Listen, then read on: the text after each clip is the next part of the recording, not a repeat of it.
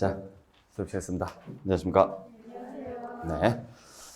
자, 오늘부터 이제 오리올 과정 여러분들, 이번 이제 오리올 과정은 이론 과정하고 예상 적중 문제 과정하고 같이 혼합해서 들어갈 건데, 지금 기존에 수업 들으셨던 분들은 PPT 자료 다 가지고 계시죠? 네. 뭐 새로 받을 필요 없어요. 3, 4월 달에 자료 그대로 쓸 거예요. 아시겠어요? 새로 자료 들여봤자 의미가 없죠. 네, 그러니까 3, 4월 자료를 그대로 다시 쓸 거니까 새로 오신 분들만 자료를 받으시고 기존에 가지고 계신 분은 그냥 그 자료 그대로 쓰고 만약에 추가된 부분이 있으면 그것만 조금 더 정리를 같이 해주세요. 그러니까 새로 받아봤자 의미가 없고 어차피 가지고 있는 내용에다가 여러분들이 추가시키는 게 훨씬 더 나아요. 보실 때 그렇게 추가를 시키는 걸로 하고 이제 3, 4월 과정은 뒤에가 이제 기출문제가 나왔다면 이번 5, 6월 과정은 뒤에가 이제 적중 예상 문제라고 해서 여러분들 교재 뒤쪽에 나와 있죠. 그러니까 교재가 지금 우리 2시간 당 교재가 세 파트로 돼 있잖아요. 이론 과정, 그 다음에 2편이 기출문제 과정, 그 다음에 3편이 적중 예상 문제 과정. 아셨나요? 네. 그걸 그대로 갖다 쓰는 거니까 문제는 그냥 교재 보시면 돼요. 나중에. 아셨죠? 그러니까 자료를 새로 여러분들이 출력을 한다거나 따로 받아갈 생각하지 마시고 그냥 새로 오신 분들만 자료를 받는다라고 생각하시길 바랍니다. 그리고 이번 5, 6월 과정은 3, 4월 했던 내용을 다시 반복하는 과정이니까 조금 더 설명을 좀 간단하게 생략을 좀 할 거예요. 아시겠나요? 그러니까 어느 정도는 여러분들이 기본 내용을 알고 있다라는 전제 하에서 수업이 들어가는 부분이다 보니까 만약에 지금 이번 5, 6월 달에 처음 들어오신 분들, 그 다음에 처음 공부하시는 분이 계신다 그러면 3, 4월 과정을 미리 수업을 그날 수업할 내용을 미리 듣고 오셔야 돼요. 아셨나요? 그러니까 3, 4월 수업 내용하고 예를 들어서 오늘 1주차 수업이죠? 그러면은 3, 4월 달에 1주차 걸 듣고 오늘 오시고 이제 오늘은 이제 이미 지났으니까 그러면 다음 주는 2주차 수업을 할 거 아니에요. 그럼 2주차 수업을 기존에 공부하셨던 분들도 마찬가지고 3, 4월 달에 2주차 수업했던 걸 듣고 오시라고요. 그래야 여기서 나온 내용들이 이러한 내용들을 지금 설명하고 있구나. 그걸 알 수가 있으니까 그렇게 정리를 좀 하시길 부탁드리겠습니다. 자, 그러면 오늘 조세 총론부터 해서 여러분들 다시 한번 정리를 좀 하도록 할게요. 자, 우리 총론 부분은 시험지에서 기본적으로 2문제입니다. 평균적으로 2문제 정도가 출제가 되고 많이 나올 때는 3문제, 적게 나올 때는 1문제밖에 안 나와요. 안 나오는데 어차피 기본 2문제니까 자, 내용 자체를 보시면 되는데 총론은 내용이 너무 광범위해요. 그러니까 우리가 세법으로 따지면 국세기본법이나 지방세기본법에 대한 내용인데 기본법이라는 것 자체가 모든 세금에서 공통적으로 쓰고 있는 사항들을 다 한 곳에 모아놓은 거예요. 그러다 보니까 범위가 너무 넓어서 어디에서 문제가 나올지를 딱 정할 수가 없어요. 그냥 거의 여기는 복불복이라고 보시면 돼요. 그러니까 한 문제 정도는 우리가 배우는 범위 내에서 나오지만 나머지 한 문제는 배우는 범위에서 나올 수도 있고 아니면 전혀 배우지도 않는 이상한 곳에서 나올 수가 있어요. 만약에 이상한 곳에서 문제가 나오면은 그냥 뭐 하셔야 돼요? 실제 시험에서 그냥 찍으셔야 돼요. 우리는 100점짜리 공부를 하는 게 아닙니다. 60점짜리 공부를 하는 거예요. 네. 자, 그걸 알고 여러분들 수업을 들어주시길 바랍니다. 자, 그러면은 일단 조세의 특징부터 좀 살펴보죠. 자, 다시 한번 읽어보겠습니다. 조세란 무엇을 말하느냐? 국가나 지방자치단체가 필요한 일반 경비 및 특정 목적 경비를 조달하기 위해서 자, 납세무자인 개인 또는 법인으로부터 강제로 거두어들이는 금전적 부담을 말한다. 자, 이걸 풀어서 쓰면 다시 한번 1번 조세를 부과하는 주체는 누구다? 국가 또는 지방자치단체이다. 네. 자, 조세란 국가 또는 지방자치단체가 필요한 일반 경비 및 특정 목적 경비를 조달하기 위하여 구체적인 개별적 반대급부 없이 개인 또는 법인으로부터 강제로 거두어들이는 금전적 부담을 말한다. 자, 그래서 이 내용을 구체적으로 살펴보면 첫 번째, 조세를 부과하는 주체는 누구다? 국가 또는 지방자치단체라고요. 그래서 국가 또는 지방자치단체가 부과하는 것을 조세라 그래요. 그래서 국가가 부과하는 것을 우리는 뭐라고 하고? 국세. 지방자치단체가 부과하는 것을 지방세라고 하고 세금에만 무슨 자를 써요? 세자를 써요. 그러면은 국가나 지자체가 아닌 일반 공공기관 등이 걷어들이는 것은 조세라고 한다, 안 한다? 안 한다. 그래서 보통 공공기관 등이 걷는 것은 공과금이나 회비라고 하죠. 그러니까 세자를 써요, 안 써요? 안 써요. 그래서 만약에 시험지에서 무슨 세 이렇게 나오면은 세금이지만 그냥 무슨 비, 무슨 금 이렇게 나오면은 세금이다, 아니다? 아니다. 그렇게만 알고 계시면 되고. 두 번째, 조세를 부과하는 자, 세금은 무슨 목적으로 부과하느냐? 뭐 할 목적으로? 경비에 충당할 목적으로. 그러면 경비 목적이 아닌 다른 목적으로 걷는 것은 세금이다, 아니다? 아니죠. 그래서 만약에 제재 목적으로 걷는 것, 벌금이라든지 과태료라든지 과료라든지 이러한 것들은 역시 세자를 썼어요, 안 썼어요? 안 썼죠? 이러한 것들은 세금이 아니다. 그러니까 세금이 되려면 전제 조건이 두 가지가 필요합니다. 첫 번째는 누가 징수해야 돼요? 국가나 지자체가 징수해야 돼요. 두 번째는 무슨 목적으로 징수해야 돼요? 경비 목적으로 징수를 해야 조세라 그래요. 자, 그 다음에 세 번째, 조세는 누구에게 부과한다? 과세 요건을 충족한 자에게 부과를 할 것이다. 그래서 세금은 아무나 내는 게 아니라 그랬어요. 법률에서 정해놓고 있는 요건을 충족한 자에게만 부과하는 게 조세입니다. 그러니까 그 요건에 충족하면은 세금을 내지만 만약에 요건에 충족하지 않으면 내고 싶어도 못 내는 게 뭐다? 세금이에요. 나중에 가서 과세 요건은 나중에 다시 배울 거니까 놔두시고. 그 다음에 네 번째, 조세는 뭐 없이 부과가 된다? 반대급부 없이 부과된다. 여기서 반대급부가 무슨 말이라 그랬어요? 대가성. 그러니까 조세는 뭐 할 목적으로 부과한다 그랬어요? 경비에 사용할 목적으로 부과하는 게 조세입니다. 그러니까 나를 위해서 쓰라고 내는 돈이 아니에요. 누구를 위해서? 국가 전체를 위해서, 나 하나를 위해서 쓰라고 내는 돈이 아니라 우리 대한민국 전체를 위해서 쓰라고 내는 곳이기 때문에 내가 낸 만큼 나한테 개인적으로 돌아오는 혜택은 있다, 없다? 없다. 전체적인 혜택은 있어도 개별적이고 직접적인 혜택은 없다고요. 그 다음에 다섯 번째, 조세는 어떻게 징수되는 것을 말한다? 강제적으로 징수되는 것을 말한다. 그러니까 세금이라는 것은 선택사항이에요? 필수사항이에요? 필수죠. 그래서 무조건 걷는 거예요. 그렇기 때문에 법률로 규정을 해놓은 거죠. 그 다음에 여섯 번째, 조세는 원칙적으로 무엇으로 납부하는 것으로 돼 있다? 금전으로 내야 된다. 왜? 편의를 위해서. 그러니까 세금이라는 것은 저축이 목적이 아니죠. 사용이 목적이에요. 그러면 사용하기 가장 편한 게 뭐다? 돈이다. 현찰이다. 그래서 무조건 현금으로만 받되 예외적으로 필요한 경우에는 무엇을 인정하고 있다? 물납을 인정하고 있는데 현행 물납은 딱 두 개밖에 없습니다. 재산세하고 뭐에 한해서? 상속세에 한해서만 물납이 가능해요.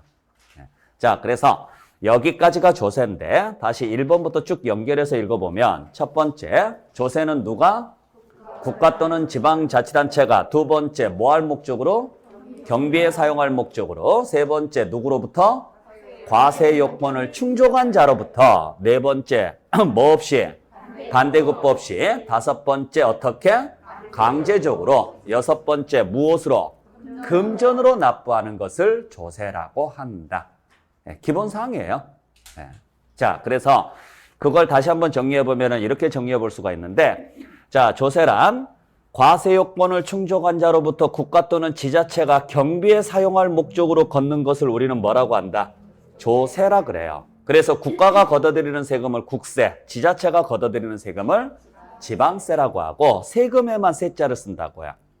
그리고 국세, 지방세 통틀어서 총 몇 개가 있느냐면 24개가 있어요. 그리고 경비에 사용할 목적으로 우리가 걷기 때문에 무엇으로 내도록 돼 있다?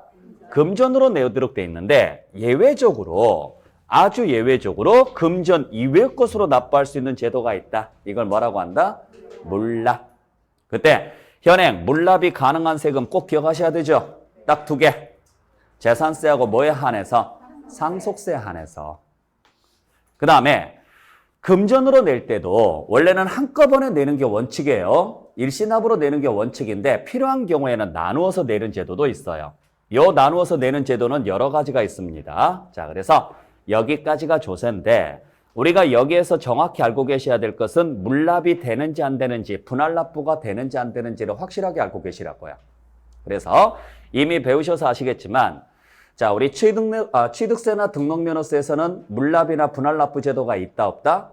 아예 없어요. 그래서 우리가 취득할 때 내는 세금인 취등록세에서는 물납이나 분할납부 제도는 없습니다. 어디서부터 나와요? 보유 단계에서부터 나오죠. 보유 단계에서부터.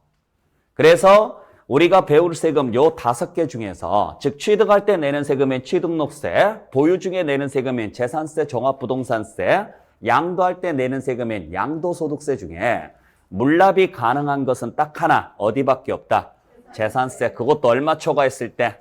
1,000만 원 초과했을 때죠. 그 다음에 분할납부는 재산세, 종부세, 소득세 다 되죠? 그때 재산세는 250만 원 초과, 종합부동산세도 250만 원 초과, 대신 양도소득세는요, 1,000만 원 초과죠. 그리고 원래는 2개월이 원칙이죠? 근데 종합부동산세만 몇 개월로 가요? 6개월로 가죠. 그래서 보신 바와 같이 물납의 범위가 넓어요? 분할납부 범위가 넓어요? 분할납부의 범위가 넓죠. 그러니까 만약의 경우에 물납과 분할납부가 다 되는 걸 찾아라 이렇게 나오죠? 그러면 그냥 물납이 되는 걸 찾으시면 돼요. 그러니까 분할납부가 되는 것 중에 일부가 물납도 돼요. 그러니까 쉽게 말하면 이런 구조죠. 분할납부가 되는 게 이렇게 있고 물납이 되는 게 이렇게 있고 이 구조가 아니고, 분할납부가 되는 거 안에가 뭐가 들어가 있어요? 물납이 들어가 있다고요. 그러면 분할납부하고 물납이 다 되는 거 찾아라 그러면 결국에는 뭐 찾으시면 돼요? 물납 찾으시면 되죠? 재산세하고 상속세. 상속세는 우리 시험 범위가 아니니까 안 적어놨지만 여러분들께서는 거기까지 기억을 좀 해주시라는 이야기입니다. 자, 그래서 이 정도 정리하시면 되고, 자, 두 번째. 자, 우리가 이제 세금을 좀 분류를 해볼 건데, 자, 조세는 여러 가지 용어로 우리가 구분이 된다 그랬어요. 그러니까 다시 한번 말씀드리지만은, 우리 이름은 하나다. 하지만은 우리를 부르는 호칭은 여러 개다. 그죠? 여러분들 이름은 하나예요, 여러 개예요? 하나잖아요. 이름은 하나지만 불리는 호칭은 여러 개입니다. 조카다, 삼촌이다, 아빠다, 엄마다 여러 가지로 불리죠? 세금도 마찬가지예요. 이름은 하나지만 불리는 호칭은 여러 개가 있다고요. 그중에 몇 가지 살펴볼게요. 첫 번째, 과세 주체가 누구냐에 따라서 국세, 지방세로 나누어집니다. 그래서 국가가 부과하면 국세, 지방자치단체가 부과하면 지방세인데, 우리 국세, 지방세는 그냥 이런 정도가 있어요. 그 정도만 보시면 되고, 우리가 알아야 될 것은 우리 시험 범위인 요 5개만 기억하시면 되죠? 자, 그때 취득세부터 재산세까지가 전부 다 지방세죠? 그 다음에 자, 취득세부터 재산세까지가 다 지방세고, 종합부동산세하고 소득세는요, 국세에 해당하죠? 국세. 상태가 안 좋은데. 자, 그래서 여러분들께서 잘 확인을 좀 해주셔야 돼요. 그래서 취득세, 등록세, 재산세까지는 지방세, 종합부동산세하고 소득세는 뭐에 해당한다? 국세에 해당한다. 그때 주의하셔야 될 것은, 자, 국세는 누가 징수하는 세금? 국가가 징수하는 세금인데, 국가 중에서 세금을 담당하는 기관이 어디다? 세무서죠. 그래서 국세는 다 어디에서 징수한다? 세무서에서 징수하더라. 그러면 문제는 지방세인데, 지방세는 어디에서 징수하는 세금이다? 지자체에서 징수하는 세금이에요. 근데 우리나라 지자체가 총 6개가 있다 그랬죠? 그래서 광역단체인 특별시나 광역시나 도가 있고요. 기초단체인 시나 군이나 구가 있죠. 이 6개의 단체에서 걷어가는 게 지방세입니다. 그때 요 위에 3개에서 가져가는 게 취득세, 요 밑에 3개에서 가져가는 게 재산세. 그래서 취득세는 지방세 중에서 어디에서 징수하는 세금? 특별시나 광역시나 도에서 징수하는 세금이에요. 그 다음에 재산세는요, 시나 군이나 구에서 징수하는 세금이라고요. 항상 잘 보셔야 돼요. 그리고 맨 뒤에 거 2개 연결한 게 뭐고요? 등록면허세죠. 등록면허세. 그래서 등록면허세는 지방세 중에서 도나 구에서 징수하는 세금이다. 그러니까 항상 특광도 시군구 딱 적어놓고 위에 3개가 취득세, 밑에 3개가 뭐다? 재산세다. 꼭 기억을 좀 해주시라고요. 그래서 만약에 시험지에서 자 그러니까 다시 한번 말씀드리면 자 만약에 서울특별시에 성동구에가 있다. 그러면 취득세는 누가 가져간다? 서울시에서 가져가고 등록면허세는 성동구청에서 가져가고 재산세도 성동구청에서 가져간다. 이런 구조예요. 이해되셨나요? 그러니까 딱 동그라미 치면 돼요. 주소를 그대로. 자 이런 식으로 가는데 만약에 시험지에서 다음 중 특별시세가 아닌 것은 이렇게 물어봐요. 예전에 한번 나왔던 문제거든요. 그러면은 취득세는 특별시가 들어가야 안 들어가요? 들어가지만 등록면허세는 안 들어가고 재산세도 안 들어가죠? 그러면은 등록면허세나 재산세 찾아내라 이 소리예요. 다음 중 군세가 아닌 것은 만약에 뭐 이런 식으로 나온다거나 아시겠나요? 다음 중 시세가 아닌 것은 이런 식으로 나왔다. 그러면은 얘가 안 들어가는 것은 취득세하고 등록면허세죠? 그러니까 요걸 찾아내시면 될 거야. 항상 요거 기억하고 계셔야 돼요. 네. 자, 두 번째. 사용 목적에 따라서 다시 두 가지로 나누어지는데 조세는 경비에 충당할 목적으로 징수한다 그랬죠? 그때 그 경비가 일반 경비에 사용하면 보통세, 특정 목적 경비에 사용하면 목적세인데 대부분은 다 무슨 세금이다? 보통세다. 여러분들이 외우셔야 될 것은요. 목적세 요건 반드시 암기하시라 그랬어요. 자, 그래서 목적세가 총 5개가 있는데 국세에 해당하는 목적세 3개. 앞자만 따서 어떻게 외워라? 교교농이라고 외우셔야죠. 그래서 교육세, 교통에너지 환경세, 농어촌 특별세. 그 다음에 지방세에 해당하는 목적세는 2개인데 요건 정확하게 외우셔야 돼요. 지역자원시설세하고 뭐다? 지방교육세입니다. 그래서 목적세는 특징이 하나 있죠. 요 글자 외에는 다른 용도로는 쓴다 안 쓴다? 절대 안 쓴다고요.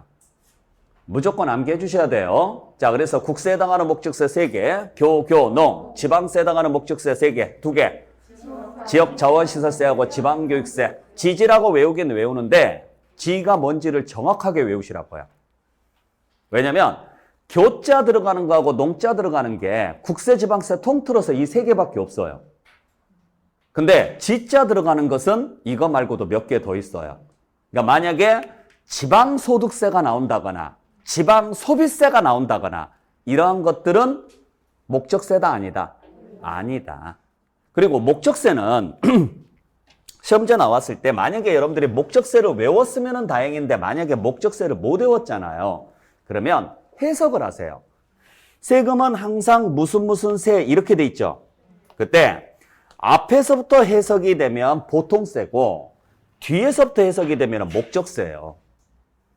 그러니까 여기가 사용처가 나오면 목적세고 여기가 사용처가 아니면 보통세라고요. 그러니까 생각해 보세요. 취득세예요. 그러면 취득을 했기 때문에 내는 세금이에요? 세금 걷어서 취득하는 데 쓸 거예요? 그렇죠. 그러면은 여기가 사용처에 아니에요? 사용처가 아니잖아요. 이렇게 사용처가 안 나오면 보통세예요. 그럼 보세요. 상속세예요. 상속으로 인해서 재산이 이전됐기 때문에 내는 거예요? 세금 걷어서 장례 치른 데 쓸 거예요? 그렇죠. 상속이 됐기 때문에 내는 세금이지 세금 걷어서 사람 죽이는 데 쓰는 거 아니잖아요. 그러니까 뒤에서부터 해석이 안 된다고요. 이러한 것들은 전부 다 무슨 세금? 보통세예요. 근데 교육세예요. 교육을 받았기 때문에 낸다. 이게 말이 안 되는 소리잖아요. 대한민국은 의무교육이니까. 그러면은 반대로 세금 걷어서 어디에 쓰겠다? 교육 환경에 쓰겠다. 이렇게 해석이 되는 게 전부 목적세라고요. 그러니까 목적세는 다 세금 걷어서 교육에, 세금 걷어서 교통과 에너지와 환경에, 세금 걷어서 농어촌에, 세금 걷어서 지역 자원과 시설 유지하는데, 세금 걷어서 지방 교육 발전에 쓰겠다 이 소리라고요. 꼭 기억을 좀 하셔야 됩니다. 그 다음에 다시 세 번째, 조세 전가 유무에 따라서 직접세와 간접세로 나누어지는데 우리가 세금을 내는 사람을 누구라 그래요? 납세자라고 해요. 그리고 세금을 부담하는 사람을 담세자라 그래요. 그때 납세자와 담세자가 일치하면 직접세, 납세자와 담세자가 일치하지 않으면 간접세라 그래요. 그러니까 쉽게 말하면 이런 구조예요. 담세자는 누구 호주머니에서 돈이 나오느냐 이야기고 납세자는 누구 손으로 내느냐 이야기예요. 내 호주머니에서 돈이 나와서 내 손으로 내면 직접세. 내 호주머니에서 돈이 나와서 다른 사람 손을 통해서 내면 간접세인데 이건 시험 문제 거의 안 나와요. 우리가 배우는 세금은 다 직접세인데 간접세 가장 대표적인 케이스가 뭐가 있느냐? 부가가치세. 요거 하나 정도만 알고 있자고요. 간접세는. 나머지는 다 무슨 세금이다? 직접세입니다. 아셨죠? 자, 그러니까 부가가치세 같은 경우는 누가 세금을 내요? 자, 납세자가 누굽니까? 납세자가 사업자입니다. 대신 담세자는 누구예요? 소비자죠, 소비자. 그러니까 사업자가 소비자에게 물건을 판매를 해요. 판매를 하게 되면 소비자는 대금을 줘야 돼, 안 줘야 돼요? 물건값을 줘야죠? 그 안에 뭐가 포함되어 있어요? 부가가치세가 포함이 돼 있죠. 그러니까 이 부가가치세라는 세금은 누구 호주머니에서 돈이 나와요? 소비자 호주머니에서 돈이 나오지만 누구한테 줘요? 사업자한테 줘서 사업자가 내는 세금이라고요. 이렇게 물건값 안에 포함되어 있는 세금을 우리는 뭐라고 하느냐? 간접세라 그래요. 근데 취득세나 등록면허세나 재산세나 종합부동산세, 소득세는 물건값 안에 들어가 있는 거 아니죠? 취득세까지 포함해서 거래해요? 아니잖아요. 재산세까지 포함해서 거래하거나 이러진 않죠. 이렇게 물건값 안에 안 들어가 있으면 직접세. 왜? 내 손으로 직접 내야 되니까. 그냥 물건값에 포함돼서 지출을 하면 간접세. 그렇게 보시면 돼요. 자, 그래서 우리가 배울 세금 등은 전부 다 뭐에 해당하느냐? 다 보통세고 다 직접세입니다. 아시겠죠? 그러니까 우리가 목적세는 따로 외우셔야 돼요. 그 다음에 간접세는 그냥 부가가치세 하나 정도만 알고 계시고. 자, 그 다음에 다시 과세표준이나 세율의 표시 방법에 따라서 과세표준을 표시할 때 가액으로 표시하면 종가세, 수량으로 표시하면 종량세, 세율을 표시할 때 비율로 표시하면 정률세, 금액으로 표시하면 정액세. 가운데 글자만 보시면 되죠. 뭐 요건 그렇게 어려운 내용은 아니고. 자, 중요한 건 이거죠? 자, 다시 과세표준을 계산을 할 때 물건 중심으로 계산하면 물세, 사람 중심으로 계산하면 인세. 다시 세율을 계산을 할 때, 적용을 할 때 단일 세율, 즉 고정된 세율을 적용하면 비례세, 점진적으로 늘어나는 세율을 적용하면 누진세라 그러죠. 그랬을 때 꼭 우리가 기억을 해야 될 거, 요건 반드시 기억을 좀 하시라 그랬어요. 자, 그랬을 때 제가 항상 강조를 드리지만 여러분들이 꼭 좀 기억을 하셔야 될 거, 지방세는 취득세부터 재산세까지는 다 뭐다? 지방세고, 지방세는 전부 다요. 물세가 원칙이고 비례세가 원칙이에요. 항상. 대신 종합부동산세나 소득세는 국세죠.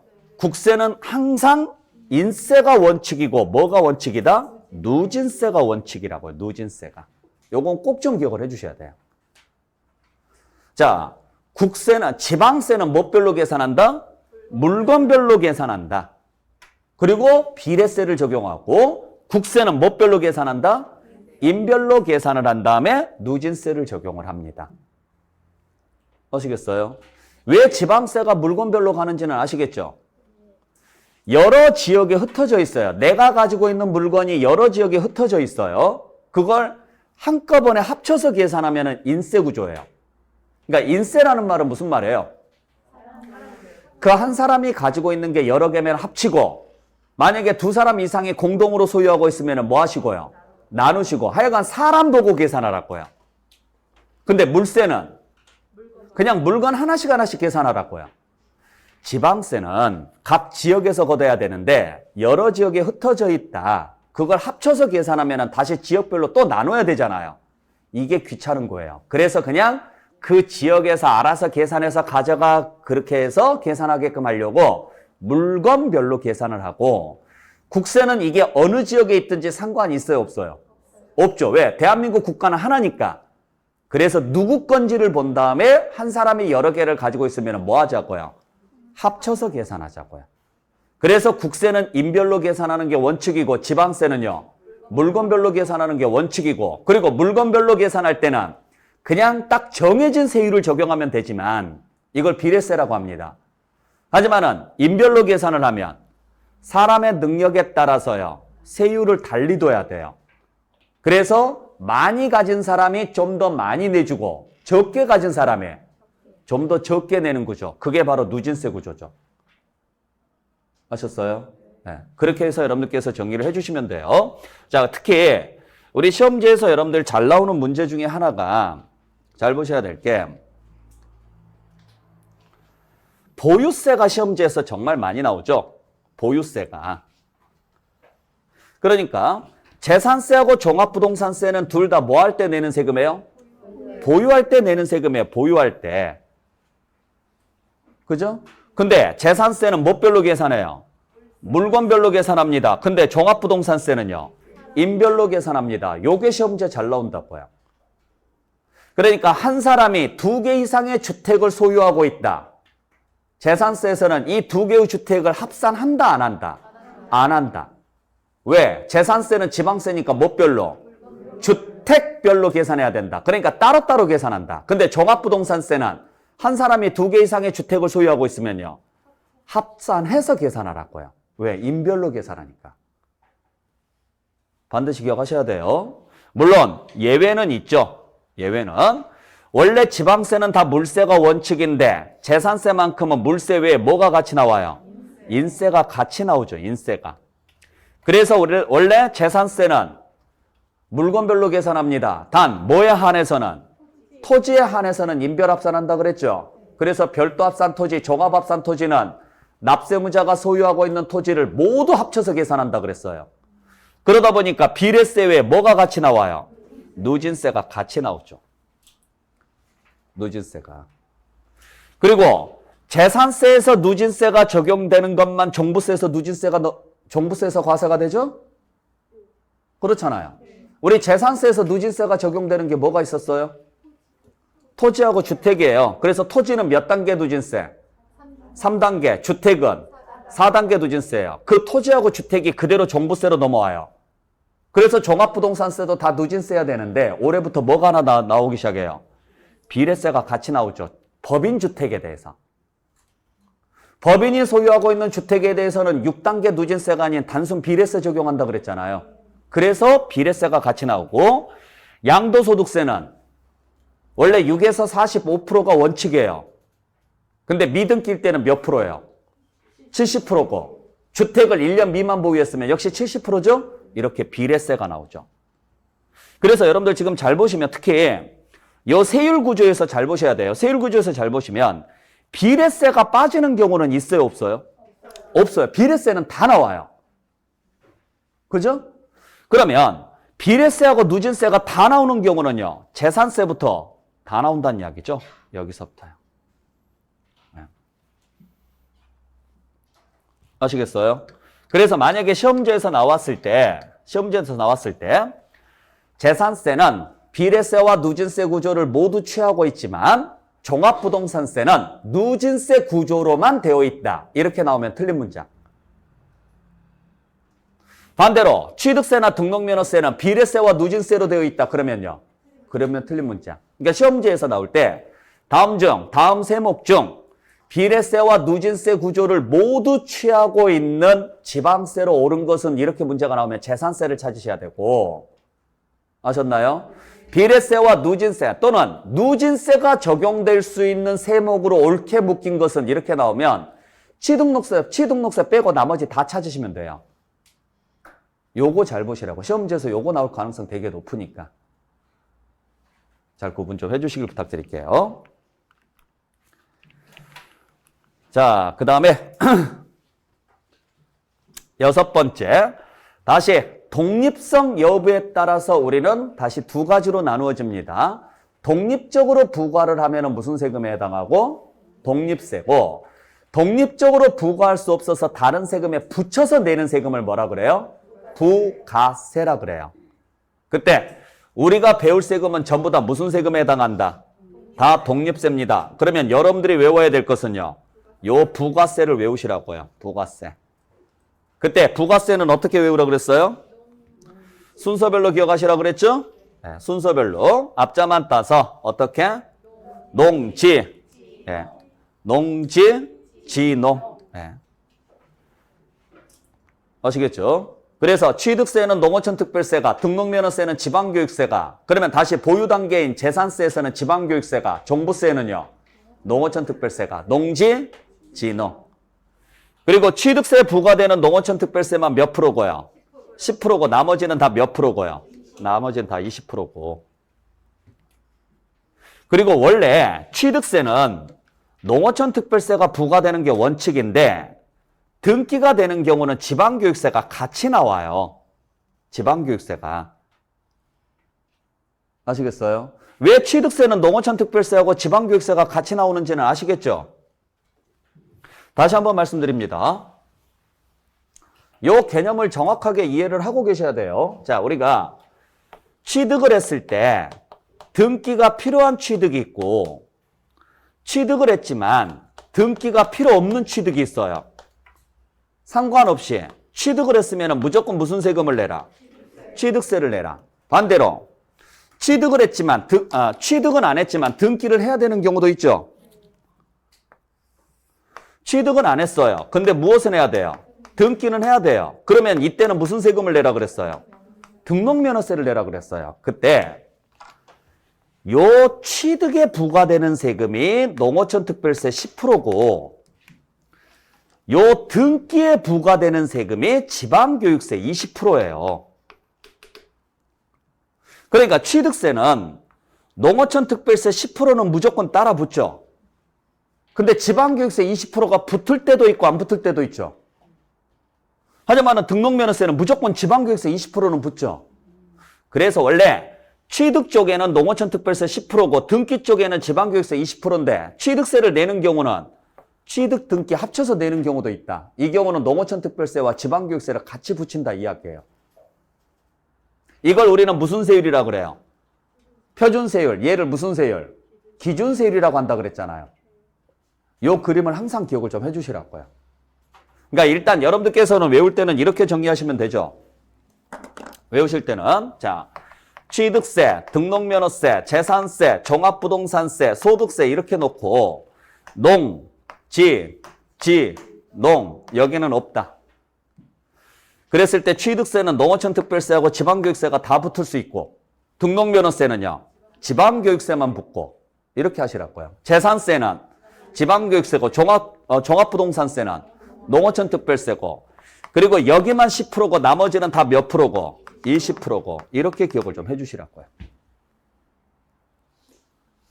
이 그림이 뭘 뜻하고 있는지는 아시겠죠? 그러니까 원래는 농지인데 요 등기에 대한 내용이 자 등기할 때 내는 세금이 등록면허세예요. 그리고 등기에 부과되는 세금이 지방교육세인데 그게 취득세 붙으면 취득세도 지방교육세가 나올 수 있다 이 소리예요. 이해되셨어요? 네, 요걸 꼭 기억을 좀 해주시고 감면세계는 무조건 별도로 농어촌특별세 20%가 따로 붙어요. 감면세계는. 그러니까 그냥 감면자가 보이면 무조건 무슨 세금이 붙는다? 농어촌특별세 20%가 붙는다. 그렇게만 알고 계세요. 자, 그래서 우리가 세금을 계산을 할 때 세금은 어떻게 계산해요? 자, 지금부터 설명드리는 내용은 그냥 참고로 말씀을 드리는 거예요. 이해를 하시라 그래서 말씀을 드리는 거지 이걸 계산해내라는 게 아닙니다. 자, 우리가 세금은 어떻게 계산해요? 과세 표준에다가 뭘 곱해서? 세율을 곱해서 산출세액을 구하죠? 그리고 여기에다가 가감 조정해서 최종적으로 뭘 구하시면 되느냐? 납부할 세금을 구하시면 돼요. 납부할 세금을 구하시면 되는데 예를 들어서 산출세액이 1억이 나왔어요. 그래서 납부할 세액이 1억이에요. 다른 게 없어서. 근데 이게 등록면허세예요.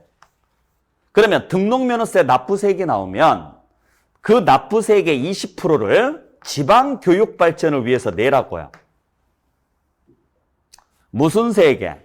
납부할 세액의 20%를. 그래서 1억 2천만 원을 내는 거예요. 근데 등록면허세로 1억이 나왔는데 감면을 7천만 원을 감면을 받은 거예요. 그러면은 등록면허세로 납부할 세액이 얼마예요? 3천만 원만 내면 되죠. 그러면 납부할세액이 있으니까 그 세금의 20%를 지방교육 발전을 위해서 내라고요. 몇 프로를? 20%를. 그래서 3,600만 원을 내시면 되는데 감면을 해줬으니까 지금 세금이 적게 나온 거잖아요. 그러면 이만큼 혜택을 받은 거죠? 당신은 이만큼 혜택 받았으니까 그 받은 금액의 20%를 농어촌 발전을 위해서 내라고요. 그래서 농특세가 추가되는 거예요. 그래서 이 사람은 결국에는 얼마 내는 거예요? 총 5천만 원을 내는 거죠. 무슨 말인지 아시겠죠? 그러니까 감면세액이 있으면 감면세액에는 별도로 농어촌 특별세 20%가 따라 붙는다 이렇게 보시면 돼요. 자, 예를 들어서 산출세액이 1억이 나왔는데 100% 감면을 받았어요. 1억을 다 감면을 받았어요. 그러면은 등록면허세로 납부할 세금은 없죠. 그러면 지방교육세로 낼 세금도 없지만 농어촌 특별세로요. 2천만 원을 내야 된다고요. 이 세금의 20%를. 그래서 가끔 보면 나 분명히 100% 감면이라고 했는데 왜 세금이 나옵니까? 이렇게 물어보시는 분들이 계시거든요. 그게 다 이것 때문이에요. 부가세 내는 거예요. 부가세. 근데 우리가 낼 때는 이걸 농특세라고 생각 안 해요. 이게 나올 때는 뭐라고 나와요? 등록면허세라고 해서 나온다고요. 포장에는. 그러니까 우리는 그냥 등록면허세로 2천만 원을 내는 줄 아는데 실제로는 등록면허세가 아니라 농어촌 특별세라고요. 그래서 지금까지 시험 문제에서는 안 나왔지만 감면자가 나왔다. 별도로. 예를 들어서 별도로 감면이라는 단서가 붙었으면 그때는 무조건 농어촌 특별세 몇 프로? 20%입니다. 감면 외에는 그냥 농지, 지농이라고 외우시면 돼요. 자, 그러면 여기에서 일단 주의하셔야 될 게 하나 있죠. 뭘 주의하셔야 되느냐면 농어촌 특별세하고 지방교육세는 공통점이 뭐예요? 목적세예요. 그러니까 아까 우리가 목적세가 몇 개 있었어요? 5개 있었습니다. 교육세가 있었고요. 교통에너지 환경세가 있었고요. 그 다음에 농어촌 특별세가 있었어요. 그죠? 자, 그 다음에 지역 자원시설세가 있었고요. 그 다음에 지방교육세가 있었죠. 이게 국세고 이게 지방세죠? 자, 이게 국세고 지방세인데 이게 전부 다 지금 무슨 세금에 해당해요? 목적세입니다. 그 중에서 얘들이 요게 부가세라고 요게. 아시겠나요? 요 전체가 무슨 세금에 해당하고 요 전체가 목적세고. 그러면 시험제 나왔을 때 예를 들어서 자, 지방세이면서 목적세이면서 부가세인 걸 찾아라. 그러면요. 지방교육세를 찾으셔야죠. 아시겠죠? 다음 중 국세이면서 목적세이면서 부가세인 걸 찾아라. 그러면 뭘 찾으시고요? 농어촌 특별세를 찾으시고요. 무슨 말인지 아시겠나요? 네. 자, 그래서 다시 한번. 자, 우리 여기서 목적세, 교육세, 교통에너지 환경세, 농어촌 특별세, 지역 자원시설세하고 지방교육세가 있는데 이 중에 얘는 다시 뭐에 해당한다? 얘는 다시 부가세에 해당한다.